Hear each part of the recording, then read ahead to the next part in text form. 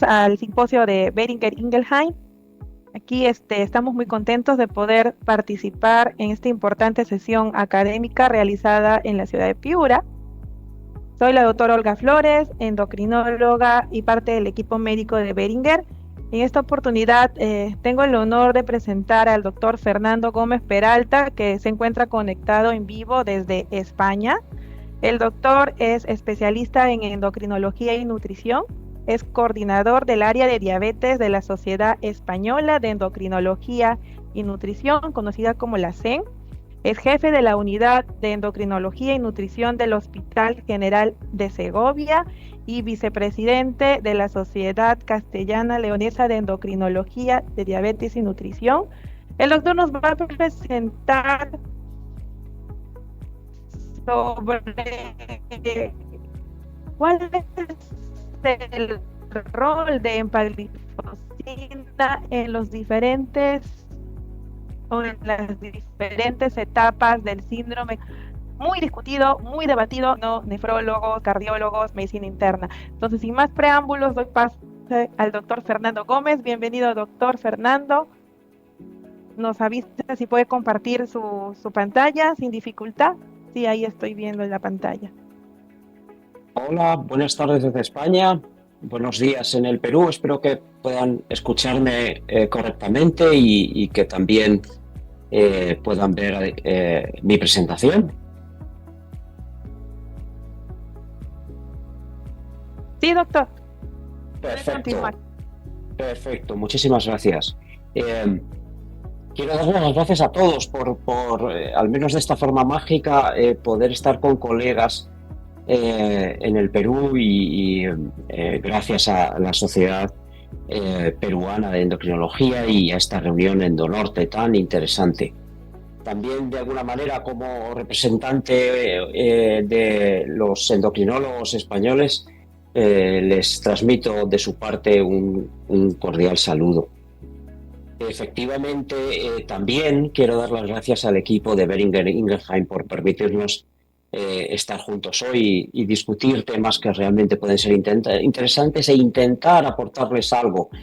La clase terapéutica de los GLT2 es, creo, muy bien conocida por todos ustedes. El fármaco empaglifosina, Jardiance, también. He intentado recurrir a conceptos y evidencia científica reciente que pudiera serles de interés. Al menos eso espero. Este es mi conflicto de intereses y estos son los objetivos que nos planteamos para los siguientes aproximadamente 30 minutos en esta presentación. Revisar cuál es el concepto del síndrome cardiorrenometabólico, CRM, o al menos en España últimamente suelen referirse a él como CAREME, y ayer mismo en una reunión nacional en Madrid era el término que se utilizaba, pero también tengo que decirles que un colega endocrinólogo nos pedía a todos, por favor, que en lugar de CAREME nos refiriéramos a él como MECARE, metabólico cardiorrenal, por orden fisiopatológico y de cuestiones fundacionales. Después definir las etapas del síndrome cardiorrenometabólico, porque esto es fundamental para encontrar la importancia de la intervención temprana, el diagnóstico y manejo. Definir qué son terapias modificadoras de la enfermedad. Hablaremos de cuándo, quién y por qué se les dio este nombre y qué impacto tiene en el síndrome cardiorrenometabólico, y el papel de empaglifosina. Intentaré seleccionar alguna evidencia científica reciente o que creo que puede ser de las no utilizadas habitualmente. Antes de empezar con estos 5 objetivos, esta publicación reciente creo que es importante para que volvamos a entender en qué punto estamos, qué importancia tiene de lo que estamos hablando hoy. Y es la carga de la enfermedad cardíaca, vascular y renal asociada a el síndrome metabólico, diabetes tipo 2 y la hiperglucemia. Como pueden ver en datos reales, hasta el año 21 se ha incrementado claramente el número de eventos de enfermedad cardiovascular en sus distintas manifestaciones: cardiopatía isquémica, ictus cerebral, tanto isquémico como hemorrágico, pero las predicciones del año 22 hasta el 50 siguen mostrando que va a seguir aumentando este número de eventos. nuestro papel es primordial a la hora de conseguir que estas predicciones no se cumplan. ¿Qué es el síndrome CAR-M? Me gusta utilizar esta imagen que es vintage, es en realidad una imagen de hace bastantes años de la Asociación Americana de Diabetes, porque creo que resume muy bien todos los elementos clásicos, como pueden ser la hipertensión, la dislipemia heterogénica, en lo que es el riesgo cardiometabólico, pero incluye también algo de lo que se ha hablado en la sesión anterior con mucha precisión, pero va a estar muy presente, estoy convencido, en el futuro, incluso de la terapia, como es la inflamación, y todo esto se incluye aquí, pero sobre todo me encanta porque hace alusión y vuelve a recoger hipertensión, hiperglucemia y dislipemia heterogénica, en el que hemos conocido, al menos los endocrinólogos, siempre como el síndrome de insulinoresistencia. Y es que el síndrome de insulinoresistencia, en mi opinión, es la base, el nexo común, el pilar fundamental de todo el síndrome ahora, que podemos llamar ahora, metabólico cardiorrenal. ¿Cuáles son las etapas de este síndrome CAR-M? Ya les adelanto que en mi presentación me irán a hablar de síndrome diabético, diabetes tipo 2 o síndrome de insulinoresistencia o síndrome cardiorrenal metabólico de forma indistinta. Para mí están prácticamente solapados y significan en la práctica clínica prácticamente lo mismo, en mi opinión. Hace ya un par de años la American Heart Association hizo esta imagen que habrán visto hoy y verán muchísimas veces. Ayer todos los ponentes de las sesiones de la tarde en esa reunión en Madrid la utilizamos y es la que describe de forma muy gráfica cuáles son los estadios del síndrome cardiorrenal metabólico y también, insisto, de la diabetes tipo 2. El primer estadio realmente inicial, en la sesión anterior del doctor Neri hacía alusión a los 8 esenciales de la vida estamos en las fases de prevención general poblacional, pero cuando ya empezamos el síndrome cardiorrenal es un estadio en el que solo hay alteraciones disfuncionales, incluso signos genéticos. El estadio 2 es el que consideramos síndrome en la situación preclínica, es donde integramos, por ejemplo, lo que nosotros todavía hoy llamamos prediabetes. También verán que haré alguna crítica o posiblemente la necesidad de superar ese término. Lo que hoy, insisto, llamamos prediabetes, síndrome metabólico también se ha llamado, todas las alteraciones, digamos, en un estado bioquímico, son lo que correspondería al estadio 2. El estadio 3 ya es un estadio clínico, aunque sea subclínico, es decir, hay una arteriosclerosis que solamente es detectable con pruebas de exploración avanzadas, pero no en la práctica clínica. Y por último, el estadio 4 es el de enfermedad cardiovascular establecida. Muy importante de esta gráfica para mí es insistir en algo fundamental. Casi todas las guías, ensayos clínicos, mucho de la investigación se están refiriendo y están dándonos recomendaciones de tratamiento y manejo en este estadio 4 con la enfermedad cardiovascular ya establecida. Claramente eso es llegar tarde. Al menos en nuestro caso, probablemente en estos estadios estaríamos hablando de salud poblacional, educación en salud a la población. En el caso médico, donde deberíamos estar actuando todos nosotros, es en el estadio 2 y sobre todo es donde el papel del endocrinólogo y del médico diabetólogo en general es fundamental. ¿Cuál es la importancia de una intervención temprana? Miren, estos datos son relativamente recientes y hay muchos como estos, pero me he quedado con estos porque son muy gráficos y muy potentes, muy robustos. Es un estudio escandinavo en el que miran décadas antes del diagnóstico de diabetes tipo 2, una vez más, hagan en mi presentación diabetes tipo 2 igual a síndrome CAR-M, décadas antes, hasta 25 años antes del diagnóstico clínico de diabetes tipo 2, el riesgo cardiovascular se va incrementando y llega a ser hasta 2 veces mayor que el de las personas que no van a desarrollar diabetes. Esto habla claramente de la necesidad de empezar mucho antes, de poner el reloj en marcha mucho antes de lo que le estamos haciendo actualmente. Hace unos años, con algunos compañeros, precisamente discutíamos sobre esto en este trabajo. Si nosotros utilizamos los criterios de diagnóstico más clásicos, nos vamos a ir a diagnosticar diabetes en situaciones de enfermedad microvascular. De hecho, como saben, los criterios diagnósticos glucémicos de diabetes se instituyeron pensando en detectar retinopatía diabética en aquellos que ya tenían retinopatía diabética establecida. Si nosotros queremos ir a antes de enfermedad cardiovascular, macrovascular, tenemos que empezar mucho antes el manejo del síndrome cardiorrenal metabólico, de la diabetes tipo 2, en situaciones que son anteriores a la hiperglucemia establecida y en los que la resistencia a la insulina y la hiperinsulinemia son fundamentales. De hecho, si volvemos a datos epidemiológicos mundiales recientes, veremos que el riesgo, en este caso de mortalidad por todas las causas, pero que incluye claramente como la mayoritaria la cardiovascular, empieza, y les he traducido aquí a lo que nosotros utilizamos, al menos miligramos de litro para glucosa, en cifras de glucosa muy cercanas a las que consideramos normales. Y es que algo nos falla aquí o nos falta aquí para definir qué es lo que está pasando. En otra sesión anterior también hablaban de otros factores neoclásicos, pero también nos faltan clásicos. Y también se ha citado el UK Biobank por el doctor Nerit, por ejemplo, y tiene mucha razón en que se trata de una iniciativa que está dándonos una evidencia científica de altísimo nivel. Y en esta, por ejemplo, en el seguimiento de años de eventos relacionados con enfermedad cardiovascular establecida, podemos ver que claramente se incrementan con la hiperglucemia, pero les he puesto bien en grande de qué niveles de hemoglobina glicada. Y como veían antes también con la hiperglucemia tan marginal, los niveles en los que empieza a incrementarse el riesgo cardiovascular es con datos de hemoglobina glicada que nosotros consideramos normales o solamente ligeramente elevados, lo que actualmente seguimos llamando prediabetes.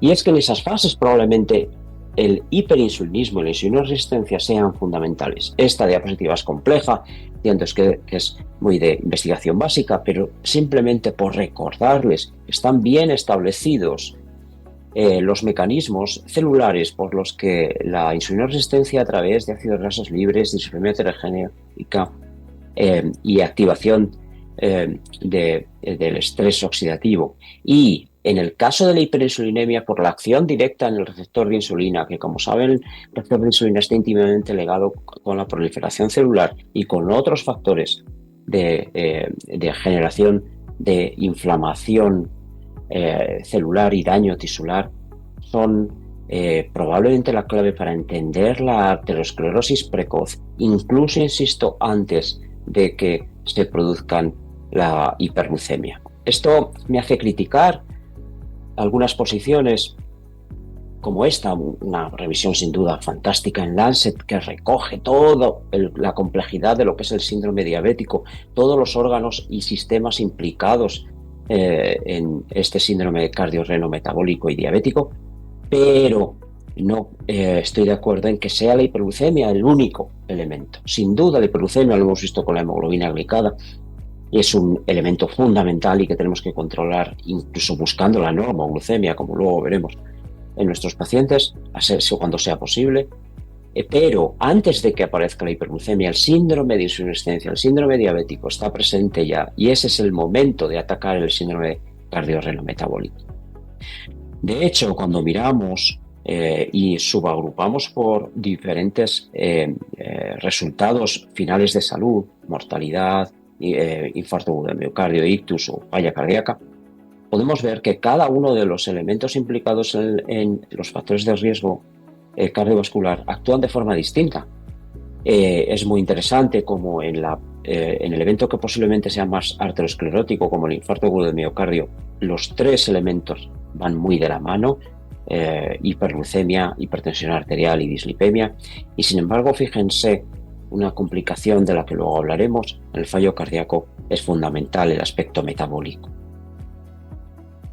¿Qué es la terapia modificadora de la enfermedad? Los DMDs. Recurro ahora a la última guía de la Asociación Americana de Diabetes. Una vez más, pueden tachar arriba diabetes tipo 2 y poner síndrome CAREME y será muy parecido o igual.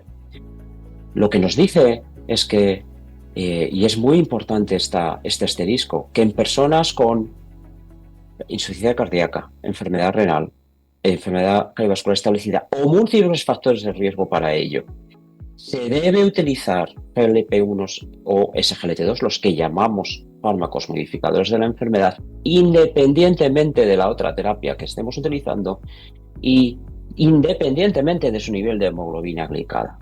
El que a estos fármacos se les considere así, se les sitúe así en el algoritmo terapéutico, se debe, y es lo que recoge Mosenson en la propuesta de este trabajo del algoritmo Simple para el tratamiento de la diabetes, en que estos fármacos, además de controlar factores de riesgo, además de haber demostrado beneficios cardiovasculares y renales, modifican el transcurso y la evolución de la enfermedad en nuestros pacientes, muy probablemente o como uno de los elementos fundamentales por su impacto en el peso corporal.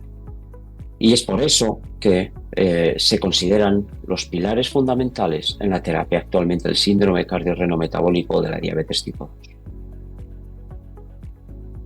2. Esta es una gráfica con los trabajos de seguridad cardiovascular que, como saben, de 2008 pidió la FDA para la aprobación de fármacos para la diabetes tipo 2.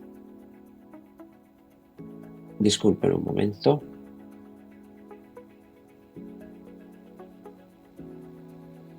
El ensayo fundamental en este momento es EMPA-REC y es el ensayo sin precedentes que generó a partir de entonces la cadena de resultados positivos en prevención de eventos cardiovasculares en pacientes con diabetes tipo 2. Hoy nos centramos en uno de los fármacos modificadores de la enfermedad, una de las clases que son los SGLT2.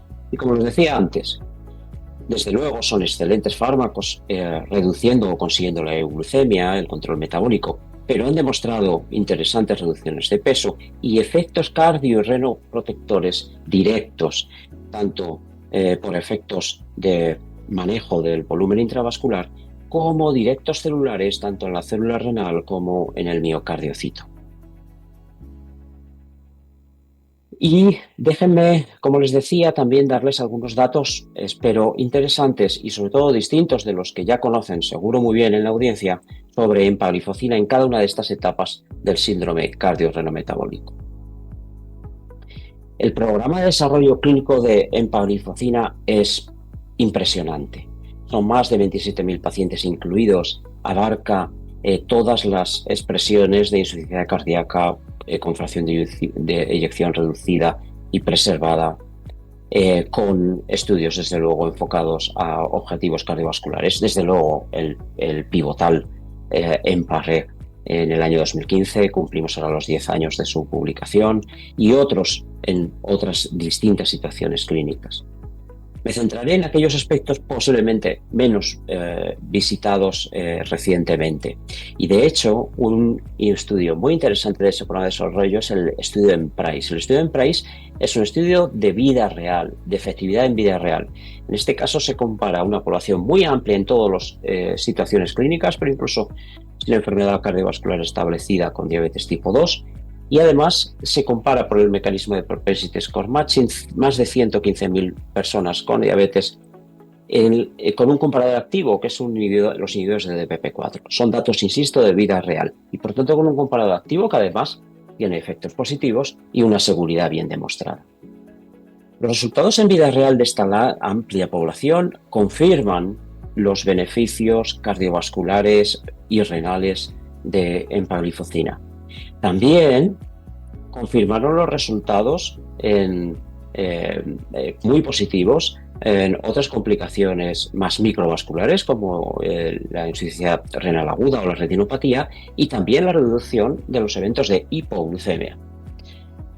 Pero además mostraron, y creo que es importante que nos detengamos un momento en aspectos de seguridad de la molécula y de la clase, mostraron que no se incrementaron el riesgo ni de fracturas ni de amputaciones, algo que hace años y todavía quedó en nuestro imaginario el que pudiera haber algún riesgo en ese sentido, pero sí que se observó un incremento que en términos de riesgo relativo era del 78% de cetoacidosis diabética.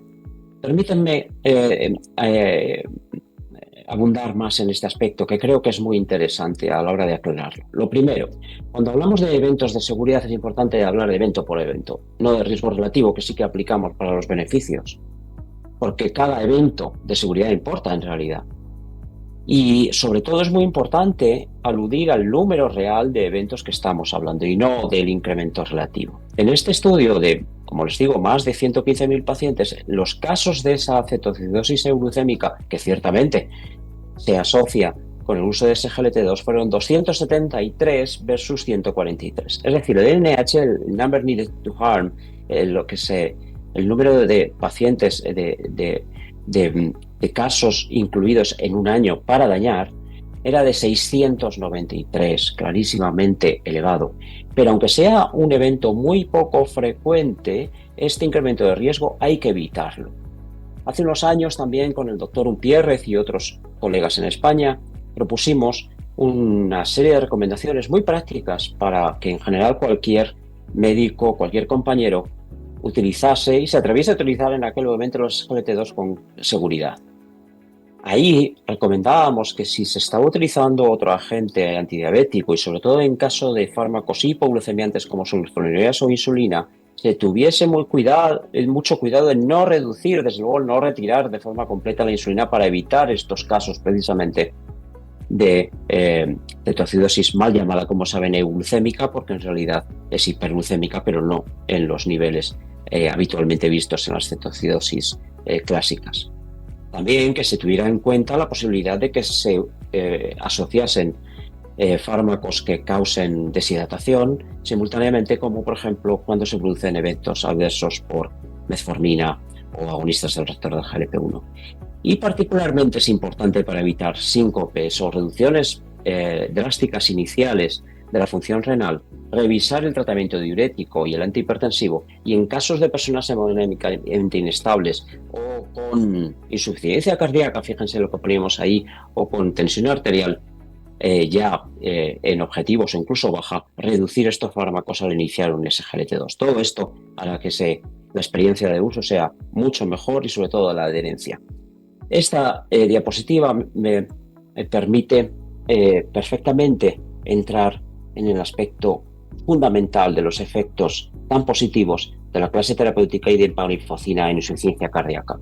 Los estudios EMPEROR y EMPA-KIDNEY son fundamentales en el caso de la protección en insuficiencia cardíaca y renal.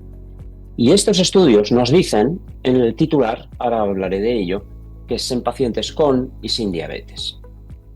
Vuelvo a los que les mostraba antes. En el caso concreto, y les amplío los datos de insuficiencia cardíaca, el aspecto metabólico del síndrome CAREM es fundamental. Vean la increíble asociación superior incluso con hipertensión arterial y dislipemia heterogénica de los eventos de insuficiencia cardíaca, a diferencia de y desde niveles de hemoglobina glicada prácticamente cercanos a la normalidad.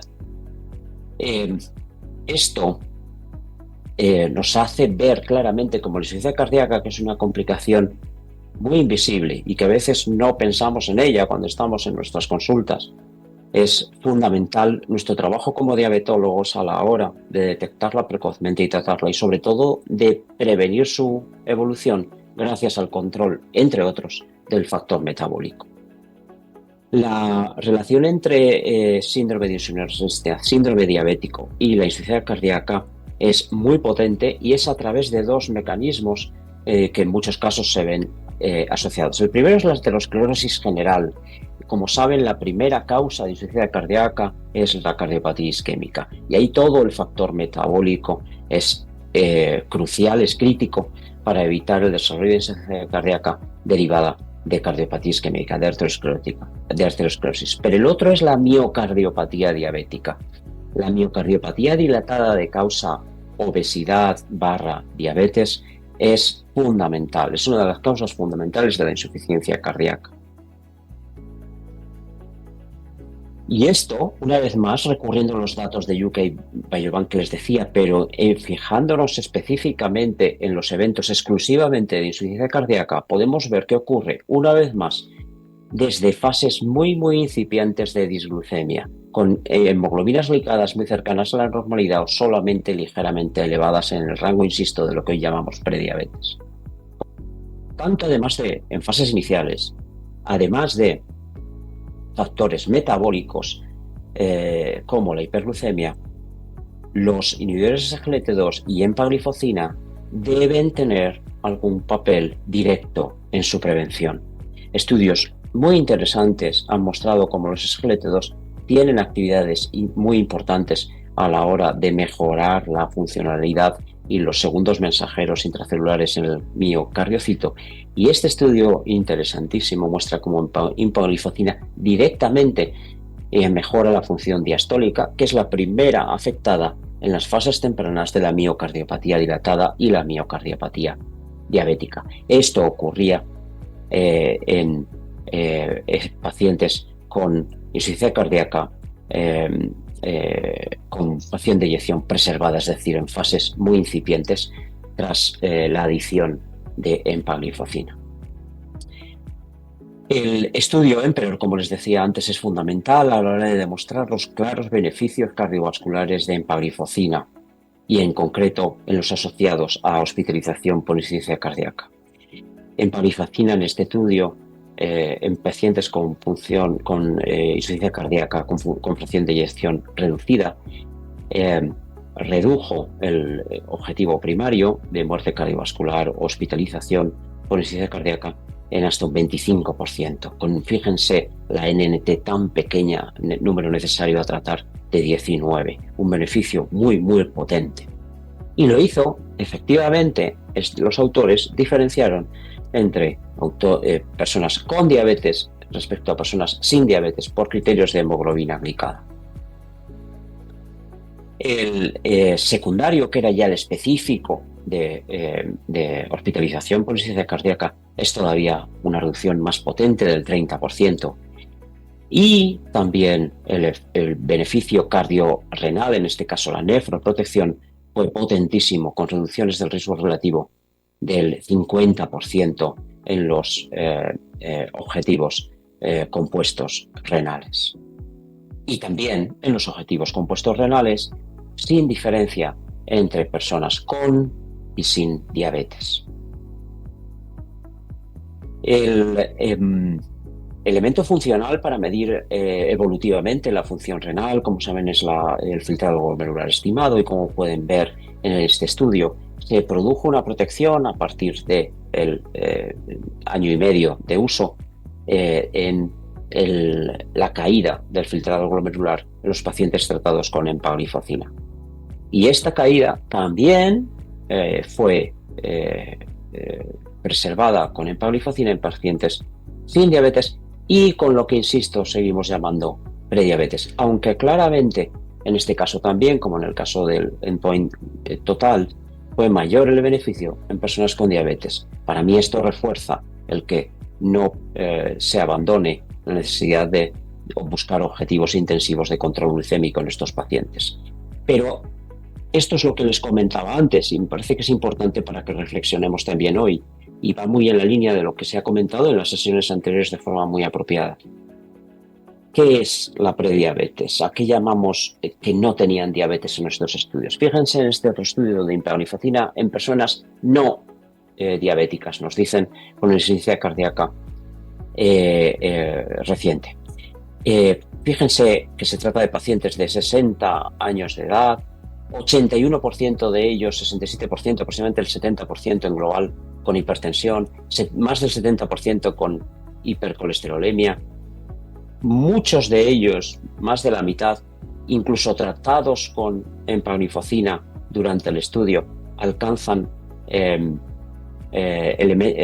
cifras de glucosa basal incluso por encima de 100 y hemoglobinas glicadas por encima del límite superior de la normalidad de 5,9. Esta población, ustedes la reconocen rápidamente, es la que estamos llamando prediabetes y que, como hemos visto en los casos anteriores, se asocia con un riesgo cardiovascular altísimo, además o independientemente de su riesgo de progresar a diabetes tipo 2. Probablemente, si nosotros queremos hablar del síndrome cardiorrenometabólico y volver otra vez a los estadios que les he comentado antes, esto es un estadio 2 de 2-3 del síndrome cardiorrenometabólico. Eso es un estadio 2-3 del síndrome diabético. Hablemos también de otra complicación del síndrome cardiorrenometabólico, del síndrome diabético, que hemos empezado a reconocer su importancia recientemente, como es el MASH o NAFLD o esteatosis hepática. Publicamos hace tiempo la importancia de esta alteración. Es la enfermedad hepática crónica más común en práctica clínica. Afecta al 25-30% de los adultos en población general y hasta el 70% de las personas con síndrome cardiorrenometabólico / diabetes tipo 2. Pues bien, empalifocina, este es un dato muy interesante, tiene unos efectos muy interesantes en la reducción del contenido graso en estas personas con más con y sin diabetes una vez más. Y vuelvo al aspecto del reto, al término y al concepto que estamos teniendo actualmente de prediabetes. Este es un mapa bien conocido por todos ustedes de IDF, de la prevalencia de estimación de lo que llamamos prediabetes, y en este caso solamente utilizando un criterio exclusivamente glucémico y uno de ellos nada más, que es la intolerancia hidrocarbonada, la alteración de la tolerancia a los hidratos de carbono por curva de glucosa. Si miramos esos datos glucémicos para definir prediabetes, es cierto que la población con prediabetes puede ser igual o superior en el Perú, por ejemplo, a la de personas diagnosticadas con diabetes tipo 2. Cualquier persona de la administración y del sistema de salud, oyéndonos hablar hoy, diría, por favor, ¿cómo queréis que demos fármacos o hagamos terapias intensivas a una población tan ingente? Muy probablemente cobra mucha importancia en estos casos la medicina de precisión. Hace escasos meses publicamos un grupo colaborativo de colegas endocrinólogos en España una propuesta de fenotipado, de subclasificación y de estadiaje, una vez más, de estadificación del síndrome diabético. Desde luego, eliminando hoy el fenotipo de la diabetes autoinmune, saben que internacionalmente se reconocen al menos 4 clústeres o fenotipos o subtipos de diabetes tipo 2 claramente diferenciados. En esta revisión, que la tienen abierta para revisarla, damos un poco las características clínicas. El objetivo de esta propuesta de estadiaje y fenotipado de la diabetes tipo 2, el síndrome cardiorrenometabólico, es que cualquier persona, sin necesidad de técnicas muy complejas y caras, pueda hacer esta división y enfocar los fenotipos, y en concreto el fenotipo grave asociado a insulinoresistencia dentro de ese mare magnum, de esa población enorme de prediabetes, diabetes de la población general. Esta propuesta, como les decía, la tienen disponible en abierto, y lo que hace es fusionar las propuestas de clasificación o subclasificación de la diabetes con las propuestas de estadiaje, y que coinciden perfectamente con los que hemos hablado antes del síndrome cardiorrenometabólico. Nosotros, como endocrinólogos, utilizamos fundamentalmente la aceptada internacionalmente de propuesta de estadiaje de la diabetes tipo 1 autoinmune, que, como bien saben, ya habla de diabetes tipo 1, estadio 1 y 2 en fases preclínicas, no de prediabetes tipo 1. Algo parecido es lo que proponemos para la diabetes tipo 2 en sus 4 fenotipos, los 4 estadios, y una vez más, en este estadio 2 es donde se mueve lo que actualmente hoy llamamos prediabetes. Desgraciadamente estamos actuando en la mayor parte de los casos, y las guías de práctica clínica se enfocan casi exclusivamente en el estadio 4, y eso, como decimos, es llegar muy tarde. Los dos más importantes son los fenotipos más graves, que son los claramente asociados a insulinodeficiencia, el claramente asociado a resistencia a la insulina, que es el que coincide con la descripción más clásica del síndrome cardiorrenometabólico, y donde insistimos en empezar los fármacos modificadores de la enfermedad ya en fases clínicas, ya en lo que todavía hoy llamamos prediabetes. Y existen estos otros dos tipos menos graves reconocidos por la clasificación de Ahlqvist, que es la asociada a la edad. Y aquí quiero traerles unos datos recientes también de empaglifosina. Es un estudio postdoc del propio EMPAREC, pero fue muy interesante para que nos fijemos que, aunque hoy les estoy insistiendo en la detección temprana, en el inicio temprano de la terapia del síndrome cardiorrenometabólico, síndrome diabético, pero no olvidemos en las personas de edad avanzada que se benefician, eso sí, con una vigilancia más exhaustiva de las cuestiones de seguridad asociadas a cualquier fármaco, pero que se benefician también claramente y en muy poco tiempo, y es lo que ha hecho que sean interesantes en esta población con esperanza de vida reducida, de empaglifosina. Y por último hablamos también del fenotipo asociado a la obesidad, y ahí hablamos de complicaciones mecánicas. Sé que hoy toca hablar mucho de cardiovascular, pero no olvidemos otras complicaciones. El doctor Nick decía que lo he visto en su diapositiva, de factores no clásicos o que quedan y explican parte del riesgo residual probablemente, y no solo por calidad de vida, sino efectivamente porque está asociado con alto riesgo cardiovascular. El SAOS, la síndrome de apnea obstructiva, hay que enfocarlo, y empaglifosina en este estudio mostró claras reducciones de los datos de SAOS. Por tanto, ya como mensajes finales, un abordaje fisiopatológico, que es lo que somos tan fuertes los endocrinólogos, es lo que nos permite hacer medicina de precisión, y eso es lo que más nos va a ayudar a hacer el mejor tratamiento individualizado. Es fundamental utilizar de forma precoz y extender los beneficios de estos excelentes fármacos modificadores de la enfermedad, GLP-1, SGLT2. Sí que es muy importante utilizarlos con seguridad, entre otras cosas porque es lo que más nos va a permitir mantenerlos en el medio y largo plazo y, por tanto, obtener todos sus beneficios. Y, por último, es muy importante que entendamos que tenemos que tener objetivos intensivos y precoces en el síndrome diabético, síndrome MECARE o CAREM, porque son los que modifican el futuro de las personas. Muchas gracias por su atención y estaré encantado de que compartamos dudas, debate y opiniones diferentes. Muchísimas gracias, doctor Fernando, por la brillante exposición. Nos ha presentado toda la evidencia de empaglifosina como Jardiance en el programa Empower, ¿no? Que pues abarcó un gran número de pacientes dentro del síndrome cardiorrenometabólico. Vamos a ver si existen algunas preguntas de la audiencia. Nos lo van a compartir por vía virtual, doctor, porque pues el audio anda un poco fallando allá en Piura, pero sí han estado muy atentos a la ponencia suya. Para empezar un poco y escuchar la opinión, pues, es amplia la evidencia de empaglifosina, ¿no? De Jardiance, ya pues en estadios 3, en estadios 4 del síndrome cardiorrenometabólico, pero sí tenemos algunos estudios post-hoc del EMPARC-Outcome que ya mostraban una reducción de grasa hepática en pacientes con diabetes, y una actualización del 2024, un estudio nuevo, perdón, del 2024, que usted lo mencionó aquí en su ponencia de Adelgani, donde ya muestra que esta reducción no solamente se da en pacientes con diabetes, sino en pacientes no diabéticos. Quisiera saber yo la opinión suya sobre el rol de Jardiance dentro del componente hepático, dentro de los estadios iniciales del síndrome cardiorrenometabólico. ¿Cómo ve usted a esta molécula? A mí me parece fundamental. Sería muy interesante. Yo creo que todos demandamos ensayos clínicos específicamente diseñados en fases iniciales del síndrome diabético, del síndrome cardiorrenometabólico.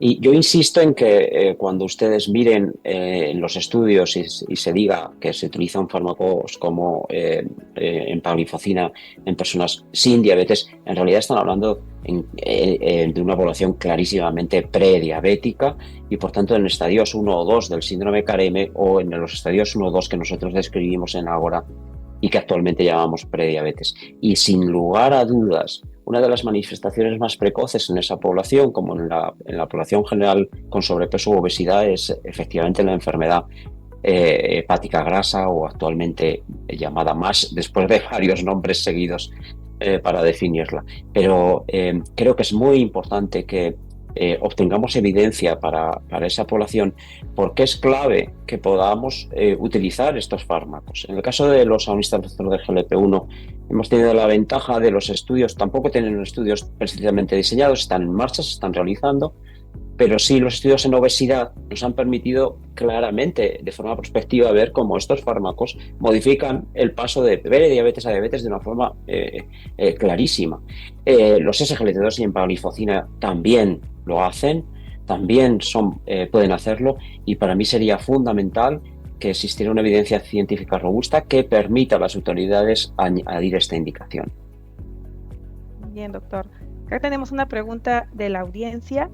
¿Quieren saber el impacto que tendría empagliflozina en pacientes con obesidad sarcopénica, sobre todo por la asociación de la pérdida de peso con esta molécula, que sabemos que predominantemente es por los cambios hemodinámicos que produce?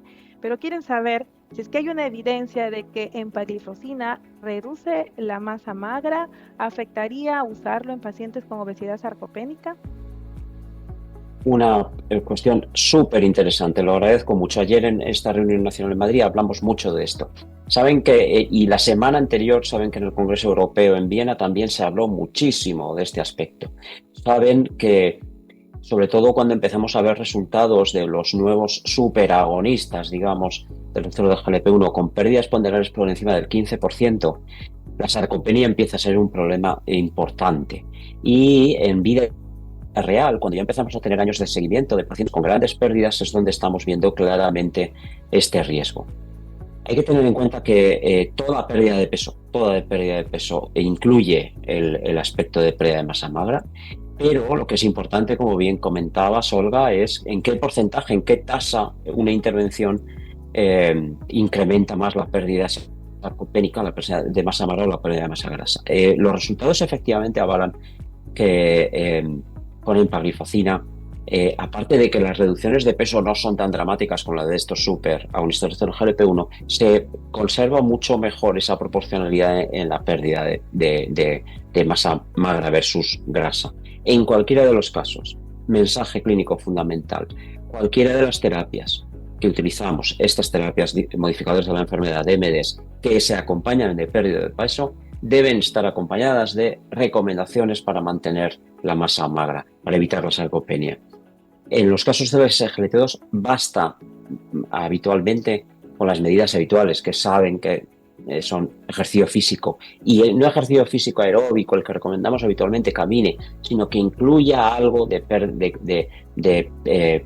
ejercicio de carga, ¿vale? Debe ser adaptado desde luego a la edad y a las características del paciente, pero todos estos fármacos deben insistir mucho en que se incremente la actividad física. En general, además, la persona que pierde peso se capacita para poder iniciar o aumentar su actividad física, y por tanto, lo que no podíamos conseguir antes sin pérdida de peso, ahora lo podemos conseguir. Y en el caso de los otros GLP-1s de alta potencia, incluso estamos empezando a valorar fármacos o suplementos nutricionales específicos para mantener masa magra, pero no es el caso de empagliflozina. Muy bien, doctor, perfecto, muy claro. Muy clara el comentario sobre este punto importante ahora que se vienen los nuevos medicamentos para el manejo de obesidad. Tengo un par de preguntas más. ¿En qué fenotipo de diabetes tipo 2 sería ideal usar empagliflozina o un inhibidor SGLT2? Y un breve comentario sobre el riesgo de cetoacidosis euglicémica. ¿En qué fenotipo tendríamos más riesgo de que ocurra esta complicación severa de un inhibidor SGLT2? Correcto. A la primera pregunta, yo creo, y se ha comentado antes en una moderación, en una sesión previa, y creo que con mucho acierto. Si nos fijamos en cuáles son los beneficios fundamentales de empagliflozina, diríamos que son renal, estos son brutales, como hemos visto, reducciones de riesgo relativo de hasta el 50%, y de insuficiencia cardíaca. Pensemos, por tanto, en el fenotipo que tiene más riesgo de nefropatía y de insuficiencia cardíaca. Y este es el fenotipo insulinoresistente, desde luego es el que más se asocia con insuficiencia cardíaca y sobre todo con nefropatía, y también en el obeso sarcopénico, ¿vale? Que es el que se acompaña de miocardiopatía dilatada.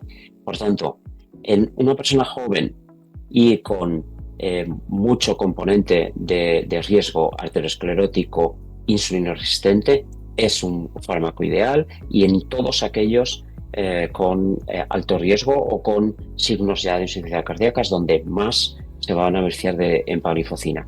Y en el segundo aspecto de seguridad, que es muy importante, y no me importa repetirlo porque tenemos que evitarlo, porque son evitables estos casos. La cetoacidosis, insisto, mal llamada euglucémica, porque como saben sí son hiperglucémicas, pero no tan no en cifras de 400, 500 como ocurre en la cetoacidosis clásica. El fenotipo más habitual es esos, para entendernos y decirlo claro, esas personas con diabetes tipo 2, que sea porque es una diabetes tipo 2 muy avanzada o porque están en el fenotipo insulino deficiente, se parecen más a la persona con diabetes tipo 1, que como saben es la que más cetoacidosis tiene. Y estos son personas de diagnóstico más joven, con índice de masa corporal más bajo, y desde luego todos aquellos tratados con insulina. Clave, clave, clave.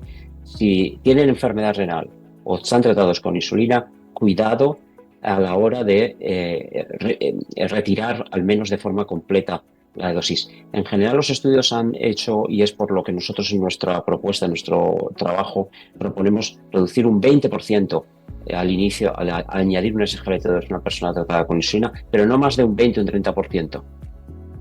Uno de los casos o una de los casos frecuentes de la cetosis glucémica en SGLT2 es la retirada completa del tratamiento insulínico al iniciar el fármaco. Perfecto, doctor.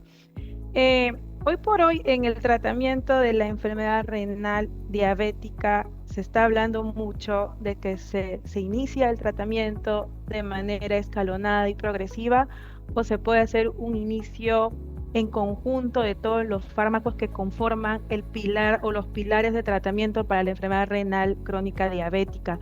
¿Cuál es la opinión suya al respecto? ¿En qué paciente podríamos iniciar ya combinaciones, además ya del bloqueo RAS existente, por ejemplo, como empagliflozina o finerenona? ¿Qué pacientes podrían beneficiarse de la combinación inicial y no esperar un inicio escalonado? Correcto. Bueno, en primer lugar yo diría que toda persona con síndrome de cardiorrenal metabólico, síndrome diabético, debe utilizar los fármacos modificadores de la enfermedad, ambos, GLP-1 y SGLT2, salvo contraindicación. Dicho lo cual, la pregunta es, ¿lo hacemos de forma combinada inicial o de forma secuencial? Para mí la cuestión es ¿a qué llamamos secuencial? El concepto clásico de secuencial es iniciamos un fármaco y no añadimos el otro hasta que este fracase por cualquier medida, o sea, hemoglobina glicada y tal. Esa recomendación que he reflejado en mi presentación de la ADA, que dice independientemente de su nivel de hemoglobina tienes que ponerlo, es la clave para entender esto. Tenemos que iniciarlo independientemente, digamos, de su respuesta. Lo que yo hago en mi consulta, y no lo considero secuencial sino combinado, es no ponerlo simultáneamente.